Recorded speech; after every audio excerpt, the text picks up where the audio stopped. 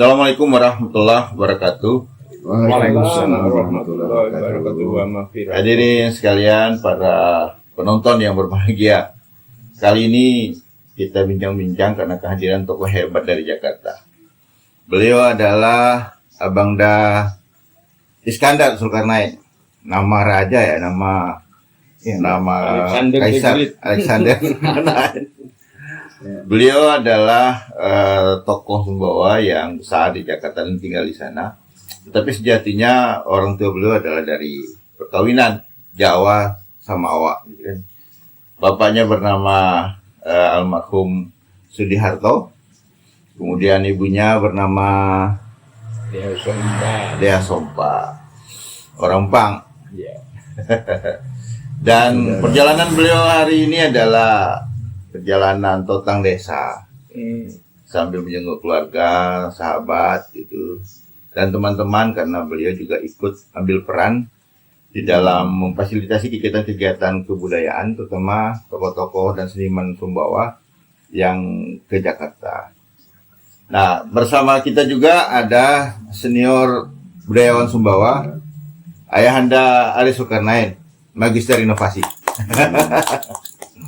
Kemudian di sampingnya ada maestro musik sama Awak, tapi sekaligus juga seniman sastra sama Awak gitu, yang menulis dan menciptakan lawas, Obi Pamungkas. Bincang-bincang kita hari ini selain untuk melepas kangen gitu kan, kita ingin mendengar perspektif dari tiga tokoh ini terkait dengan bahwa ada dinamika yang sedang bergerak di NTB ini. Ada agenda internasional Mandalika Motor GP. Kemudian dan bulan 6 nanti di Sumbawa akan ada MXGP. Semua itu adalah bagian terpisah dari industri kepariwisataan dalam rangka membangun ekonomi daerah. Tetapi di sisi lain tentu Lombok, Sasak, kemudian Bojo, Bima, Samawa dengan Sumbawa Kabupaten Sumbawa dan Sumbawa Barat tentu adalah komponen daerah yang mesti juga menampilkan dirinya dengan khas etnik dan kulturnya, agar dia tidak tenggelam dalam cengkraman global akibat pengaruh ya termasuk kepariwisataan dan lain sebagainya. Tetapi mesti bersinergi. Nah, kali ini kita ingin menggali bagaimana eksistensi kultur Samawa pada posisi dia dalam cengkraman gerakan industri pariwisata, bahkan industri budaya global yang sedang bergerak ini. Sementara kita menyadari bahwa sebagai kultur yang eksis tentu punya potensi kebudayaan, baik itu di bidang sastra, musik, seni rupa, seni tari, dan lain sebagainya. Nah, di mana tempat ini akan kita isi gitu kan? Panggung mana yang akan kita isi ini? Supaya sinergi semua dengan gerakan industrialisasi pariwisata, industrialisasi budaya yang sekarang ini sedang digalakkan. Oleh karenanya kita akan minta beberapa pemikiran-pemikiran cerdas dari ketiga tokoh ini. Tentu kita mulai dari Bang Deksi, dari kebetulan beliau dari Jakarta. Barangkali ada oleh-oleh terhadap perspektif bagaimana pandangan Bang sebagai tokoh Samawa yang tinggal di Jakarta melihat Sumbawa kekinian. Silakan. Assalamualaikum warahmatullahi wabarakatuh. Waalaikumsalam. Subhanallah, Masya Allah. Saya mengenang Sumbawa ini sebagai tanah kelahiran saya, dan nostalgia seluruh sisa-sisa yang saya pernah lihat waktu masih kecil. Tapi saya masih melihat hati dari sahabat-sahabat, saudara-saudara tentang tanah tumpah darah ini, yang tentunya masih penuh dengan culture ya, adat istiadat yang harus dilestarikan. Saya berangkat dari orang yang sudah lama meninggalkan Sumbawa, sehingga kalau harus sampai detail mungkin saya tidak bisa, makanya kesini ini hanya dalam rangka menambah apa yang saya selama ini simpan dan bisa ketemu dengan tokoh-tokoh seperti ini yang masih mau melanjutkan, melestarikan budaya Sumbawa. Sebagai orang yang di luar NTB yang lama di daerah di Jakarta dan di Solo, di Jogja, timbul pertanyaan seperti ini. Sumbawa itu mananya NTB dan lain-lain itu masih rancu. Sehingga waktu diterangkan Sumbawa pun ada Sumbawa besar, Sumbawa kabupaten, Sumbawa pulau, Ada Sumbawa Barat. Nah, sekarang ada Sumbawa Barat. Terus Bima itu masih pertanyaan itu harus saya jawab dengan harus begitu. Kemudian Lombok itu termasuk NTB. Mereka juga nggak tahu yang mana NTB, mana yang Sumbawa, sehingga perlu kami ini dibebani dengan satu kali sebuah ini yang begini loh. Saya ingin sekali membanggakan Sumbawa itu bisa begini. Tapi ya sama aja seperti orang Barat. Indonesia itu mananya Bali, itu kan lucu ya. Mereka geografinya terbatas. Sehingga kalau Sumbawa itu, yang ada kudanya, yang tenunannya itu Sumba. Itu bicara begini. Waduh, saya ingin membanggakan mulai dari mana gitu kan. Akhirnya kami ke sini melihat bahwa di sini masih ada gerakan-gerakan yang ingin menganukan, apalagi setelah adanya digital, terus kemudian macam-macam, dan anak muda yang milenial itu mungkin kami yang sudah lebih awal, lebih tua atau lebih ini kadang-kadang juga sudah ketinggalan dalam penyampaian di media sosial ataupun kita masih terikat dengan apa yang pernah kita lihat dulu dan ingin berangkat dari mana. Nah, berangkat dari mana? Kami melihat kalau toh memang ada potensi, mestinya potensi itu akan kita dekat-dekatkan. Nah, saya berpikir apakah ada di sini sebuah pertanyaan yang mungkin cuma kita tahu, suatu center dari art and culture. Jadi berupa gedung di mana tentunya nanti yang membina adalah yang punya mungkin dari dinas budayaan, entah dari mana, saya belum tapi mengumpulnya itu ada. Contohnya di Jakarta pada tahun 75, kemudian ada konsentrasi gelanggang remaja, supaya remaja juga berkreasi ada di situ. Nah, seperti di sini, kalau kita punya impian seperti itu, kemungkinan perlu dana. Dananya dari mana? Itu juga problem. Tapi kalau ide untuk mengumpulkan itu kan kepinginnya kita ada. Mungkin dalam berkumpul itu kita mengadakan penataran, pembinaan, lomba-lomba, mungkin juga satu seminar, festival dan lomba. Tentunya dengan kriteria yang bisa kita terapkan. Karena di sini memang potensinya sudah banyak kan, misalnya kalau nari sudah pernah juara nasional 2 kali kalau nggak salah ya. Dan kalau musik pun sebetulnya sudah banyak potensinya, dan kita sudah lihat sampai ada bintang penyanyi yang juga sudah pernah nyanyi di album Sumbawa. Dan ini orangnya di kita. Dan di balik itu tentunya ada. Saya sendiri waktu waktu masih di rumah saya pun kita beramai-ramai mencoba bikin volume 2 pop sama Sumbawa dengan cara yang minim tapi dengan hati yang lapang ya, kita bisa mewujudkan itu. Dan sampai ke tempat yang kecil-kecil pun kita berusaha ya, supaya inilah Sumbawa gitu ya. Karena mungkin kalau dilihat di YouTube ada saya pakai pakaian Sumbawa dan lagu dan itu nanti boleh. Oke. Sampai di sini Banda, Sumbawa ini dalam era digital hanya bisa kita lihat di media sosial, di Facebook atau di YouTube gitu. Tetapi publik itu, mata publik tidak bisa melihat bagaimana proses kreatif di belakang itu yang terjadi kan. Nah, sehingga tiba-tiba muncul musik atau cover musik dari adik-adik, bagian dari kreativitas keseniannya. Juga muncul kegiatan-kegiatan kesenian lain, baik dilaksanakan oleh lembaga pendidikan atau sanggar atau apa. Tetapi kita tidak menemukan jejak dari mana proses kreatif ini bergerak gitu kan. Sementara ada realitas yang kita rasakan sendiri gitu. Nah, Pak Aris Zulkarnain sebagai budayawan barangkali bisa mencermati bagaimana sebenarnya eksistensi kultur Sumbawa ini berproses dia secara kreatif tetapi tidak memiliki fasilitas. Mohon nih. Terima kasih. Assalamualaikum warahmatullahi wabarakatuh. Waalaikumsalam. Sebelum sampai ke situ, saya bersyukur pada hari ini kita bisa bertemu, berkumpul dengan seniman hebat ini. saya ingin cerita dulu bahwa sejak saya SMA sudah kenal nama beliau, tapi saya tidak tahu bahwa beliau ini orang Sumbawa. Dulu di waktu di Jogja banyak sekali sketsa-sketsa, lukisan-lukisan, dan juga tulisan-tulisan beliau di majalah maupun di koran yang terbit di Jogja waktu itu. Nah, saya baru kenal beliau setelah diberitahukan namanya oleh Pak adik beliau ini, Pak Subakti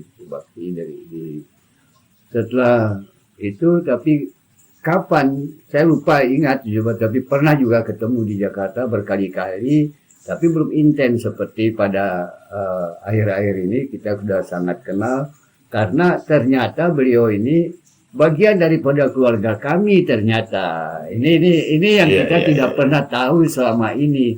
Nah, tentunya walaupun begitu tidak semata-mata kita kebanggaan yang sebelumnya itu menjadi kebanggaan kita di sini, karena saya kebetulan dari muda sampai hari ini juga tetap berkutat di bidang pembinaan dan pengembangan kebudayaan Samawa. Nah, oleh karena itu apa yang saya tahu, apa yang saya lihat persis seperti apa yang disebut oleh beliau ini ya. Saya kebetulan di kebudayaan di Dikbud waktu itu melihat hal ini. Tentunya ini membuat kita stres sebetulnya.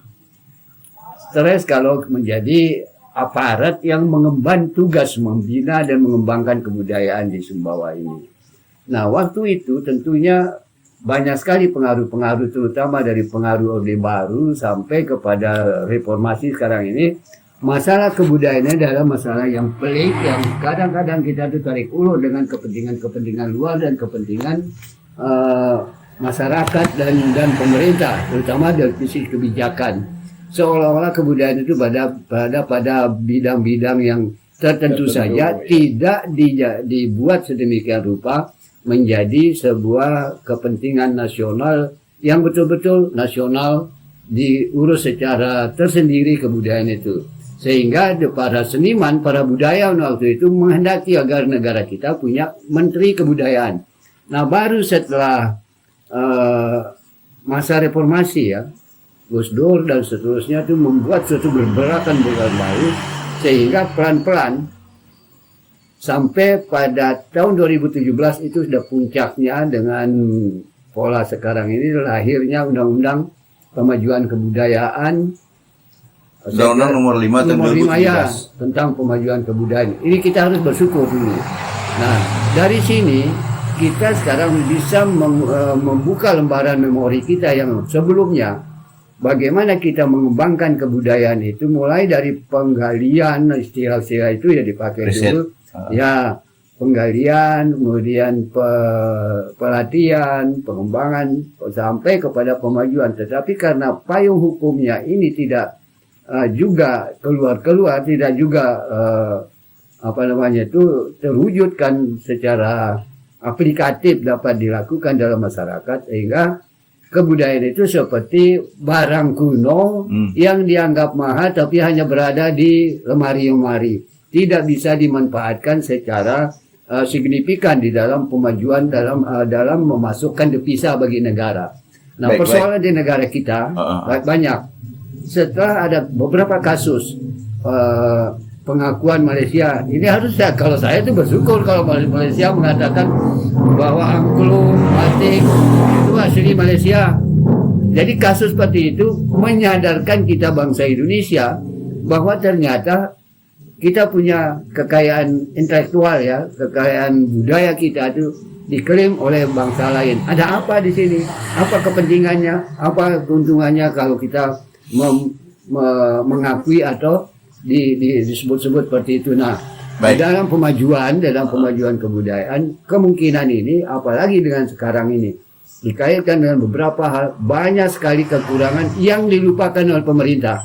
Misalnya saja yang tidak berlaku karena tidak ada kaitannya. Katakanlah misalnya contoh di kebudayaan ada dua hal yang perlu kita pahami. Yang pertama adalah budaya intangible dan tangible. Tangible itu yang tak benda dan yang benda. Yang benda saja yang bisa dapat dilihat dan dipahami. Nanti dulu kita bicara tentang yang intangible, yang merupakan yang berada pada batok kepala tahu dan tanah Semawa ini. yang bisa kita manfaatkan untuk kita jual untuk pariwisata misalnya.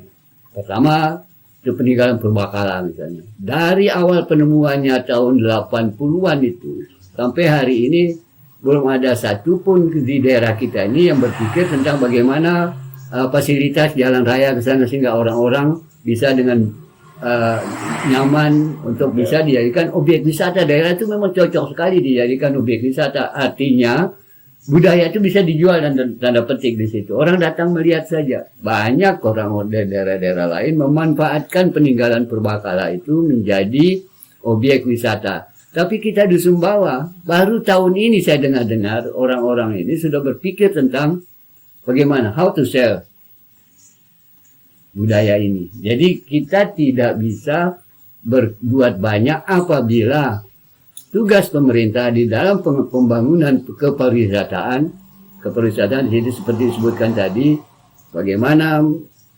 pusat-pusat kebudayaan, katakanlah seperti sanggar-sanggar seni dan gedung-gedung pertunjukan misalnya yang layak untuk pariwisata. Kemarin minggu ini kalau tidak salah itu ya, tamu dari Jerman datang jalan kaki sampai ke Batu Tering sana. Hanya untuk, padahal tidak satu situs, ada situs-situs dekat. Tapi yang dikenal secara masif oleh para ilmuwan, ya karena itu temuan pertama yang di Batu Tering itu, dan memang banyak anunya, itu ladang arkeologi Sumbawa sebetulnya. Sarkopa itu. Temuan-temuan mulai dari Mata sampai ke Alas Barat, bahkan Taliwang, KSB itu banyak sekali sebetulnya. Oke, Tetapi tidak ada yang dapat kita manfaatkan secara ekonomi, dapat kita kembangkan. Tentunya ini memerlukan kebijakan tersendiri bagi daerah terutama dan masyarakat pada umumnya. Saya kira itu yang kita lihat, Pak. Oke. Realitas yang kita hadapi dan kita rasakan sejak Republik ini dimerdekakan sampai dengan Undang-Undang Nomor 5 tahun 2017 Pemajuan Kebudayaan itu dibuat sebagai payung hukum. Tapi tidak ada kebijakan di tingkat level daerah ini yang memberikan atau menciptakan atau membuat fasilitas bagi tumbuh kembangnya kebudayaan. Nggak ada gedung pertunjukan, nggak ada gedung kesenian, nggak ada galeri art, nggak ada juga studio musik yang difasilitasi oleh daerah itu. Nah, sehingga dari satu sisi kita bangga punya aset sumber daya budaya, tapi di sisi lain pengambil kebijakan nggak serius kesannya nih, nggak serius. Nah, sebagai mantan birokrat bagaimana daerah ini melihat ini? Apakah sekarang ini juga pemerintah hasil produk pilkada ini kan akan berjanji lagi misalnya pada periode 2024 untuk membuat fasilitas segala macam? Ya, saya memahami itu. Sebab kita juga sebetulnya ya, karena pembagian tugas di pemerintahan waktu itu dan sampai kini pun sama dengan itu. Jadi berdasarkan sektor-sektor pembangunan. Kalau pembangunan fisik itu dilaksanakan oleh Dinas PU misalnya, Dinas Tarungkim kapal, pokoknya yang ngurus-ngurus itu. Nah, ini yang kalau saya bilang tidak ada, mungkin juga salah saya ya pada waktu itu. Tetapi sampai hari ini buktinya kan tidak ada kan? Di dua kabupaten nggak ada. Selalu, tetapi secara oral selalu pemerintah dalam pidato-pidato, dalam sosialisasi bahwa budaya begini begitu penting lah. Segala sebab penting untuk pembangunan karakter bangsa dan sebagainya. Sekarang baru buru-buru kita berbicara tentang pendidikan karakter, sementara substansi dari kebudayaan itu ada pada karakter itu ada pada budaya, terutama intangible. Yang intangible itu yang juga tidak diperhatikan. Nah, sekarang mau kita manfaatkan untuk pariwisata, untuk pendidikan, gimana mungkin ya? Untuk mencetak hasil kajian saja di intangible ini belum tentu ada anggarannya, tidak ada anggarannya. Oleh karena itu kita mengajak semua. Saya juga tidak akan mempersalahkan bagaimana kebijakan dulu dengan sekarang, perbedaan sekarang ya. Alhamdulillah dengan lahirnya undang-undang ini dan tanda petik memaksa kita semua untuk betul-betul menyadari bahwa kebudayaan itu adalah pembangunan pertama dan mendasar bagi pembangunan bangsa. Jadi pembangunan SDM adalah pembangunan kebudayaan itu sendiri sebetulnya. Itu yang saya harapkan dari ke depan ini. Mudah-mudahan DPR, pemerintah daerah seluruhnya itu berpikir lebih keras dan lebih intens dalam pemajuan kebudayaan ini. Terima kasih Pak Nay. bahwasanya gitu kan, Ya. sumber daya etnik baik itu Sumbawa, Sasak, Bojo, mereka tetap produktif berkarya. Ya. Ya, betul. Ya faktanya kan sudah banyak lahir karya-karya kebudayaan di bidang kesenian, ya kan. Kita mengenal bahwa seni musik Sumbawa itu bertumbuh relatif dasar. Meskipun dengan keterbatasan secara prasarana, karena ada album-album yang sudah diterbitkan dari pertama, kedua, gitu kan, Ya. sampai dengan generasinya Mas Ubi Pamungkas. Ya. Nah, sebagai pelaku kesenian, Ya. terutama di bidang musik itu juga di sastra dan juga tokoh pendidikan beliau ini kan, Ya. bagaimana mensiasati dia, kan ide kreatif itu dan mungkin bisa diendapkan ya. Dia harus mencari ruang untuk tumbuh sebagai karya. Benar. Di sisi lain, sarana perasaan terbatas. Tapi dengan keterbatasan sarana perasaan terbatas ini, bisa juga lahir album, bisa jadi 100 lagu Mas Ubi. Ya. Gimana cara Mas Ubi menyiasati kondisi ini Mas Ubi? Coba diceritakan itu. Proses kreatifnya gimana Mas? Makasih Bang Ais, Ketua LSB PGRI Sumbawa. Terima kasih Mas Diksi yang sangat hebat dan luar biasa. Terima kasih Bang Zul, Bang Aris. Bangga sekali saya ada di sini hari ini karena didampingi oleh berada di tengah-tengah tokoh yang sangat luar biasa.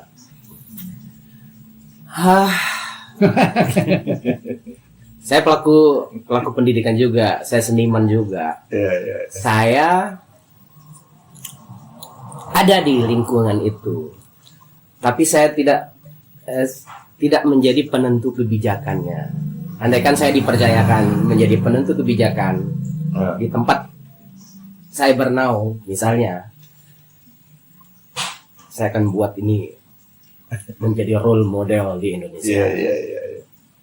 Karena apa? Saya tidak menunggu ini kegiatan datang dari atas, enggak. Tapi saya yang membuatnya. Iya. Saya membuatnya. Jadi kebijakan itu mengikuti saya. Iya. Ya. Kebijakan itu mengikuti saya. Kebijakan pemerintah ini harus mengikuti saya. Gitu.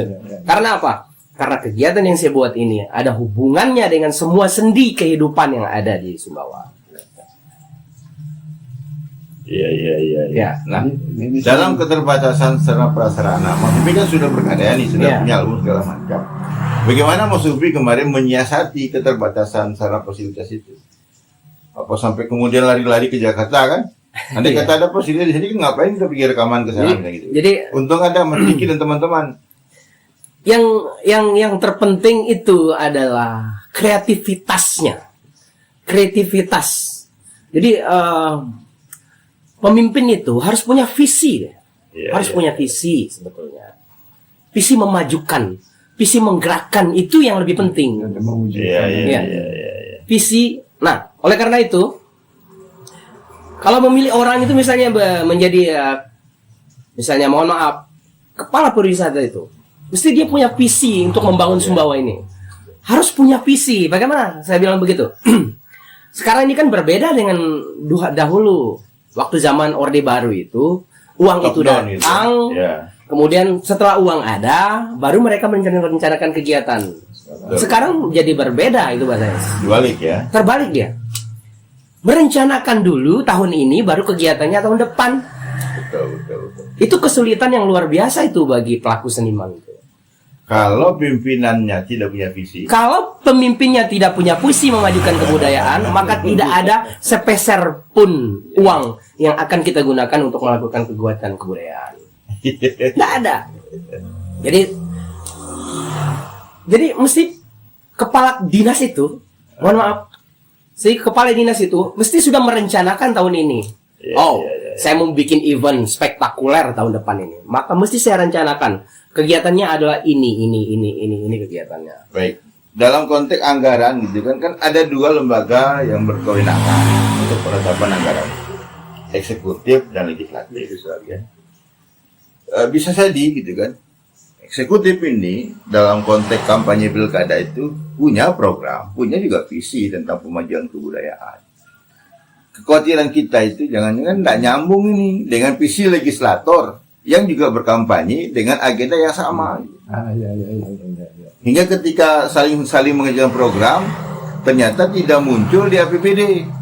Karena hanya retorika di panggung itu. Tapi kalau saja ada niat baik, serius itu kan, ketemu bareng-bareng, rumuskan sudah gitu. Apa kebutuhan kekinian dalam konteks pemajuan kebudayaan? Saya kasih contoh. Kita kemarin itu menyelenggarakan event Teacher Voice. Itu kita pinjam gedung kesenian punyanya Dinas Dikbud Provinsi yang dibangun di tanah milik Pemda Kabupaten. Karena yang mendesain kegiatan perencanaan bangunan itu bukan berbasis seni gitu.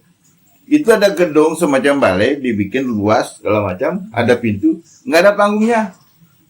Lucunya. Nggak ada panggung. Akhirnya ketika seniman-seniman berkarya atau berkegiatan di situ, sewa panggung lagi gitu.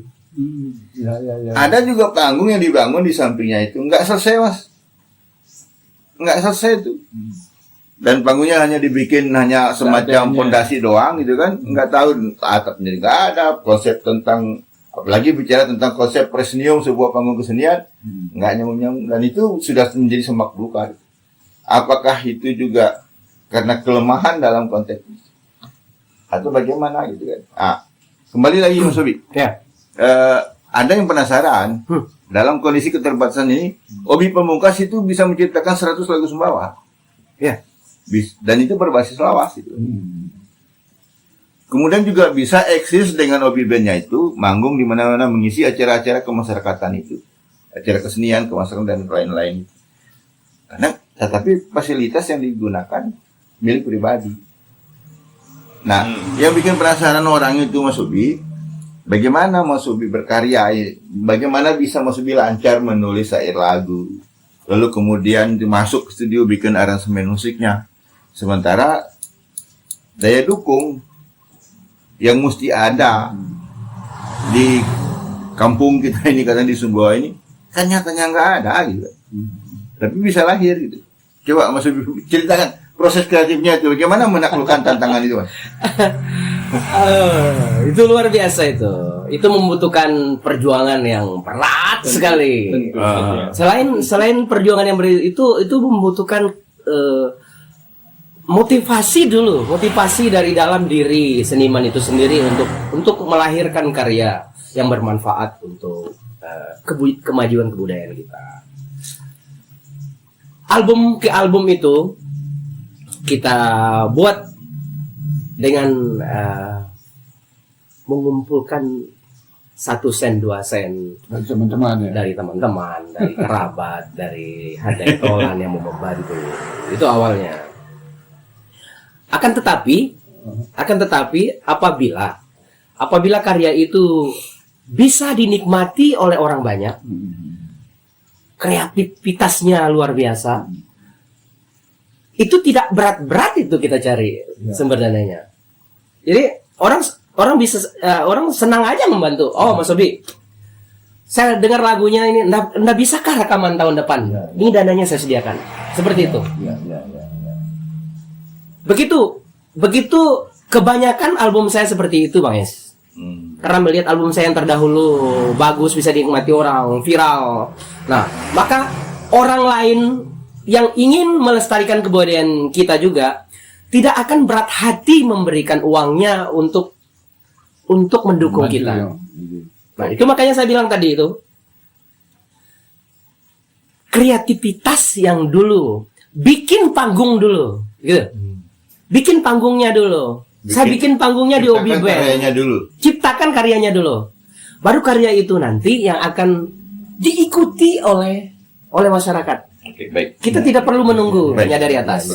Tapi tanggung jawab pemajuan kebudayaan itu, tangga pertama terletak di punggung pemerintah. Karena ada regulasi yang diciptakan. Bahwa seniman itu adalah kreator yang berkarya dengan sarana prasarana terbatas. Ya, kalau Mas Obi punya garis tangan relatif didukung oleh banyak kalangan gitu. Tapi kan tidak semua nih seniman-seniman yang punya, bahkan sudah punya karya, bahkan sudah punya master musiknya. Tetapi kan nggak ada yang berani berinvestasi di bidang itu karena dianggap, nobo balik pokok deh kan. Nah, dalam konteks hitung-hitung kayak begitu kan nggak mungkin kita paksa dunia usaha, dunia investasi melakukan itu. Pemerintah lah yang ambil peran gitu kan. Oke, sampai di situ.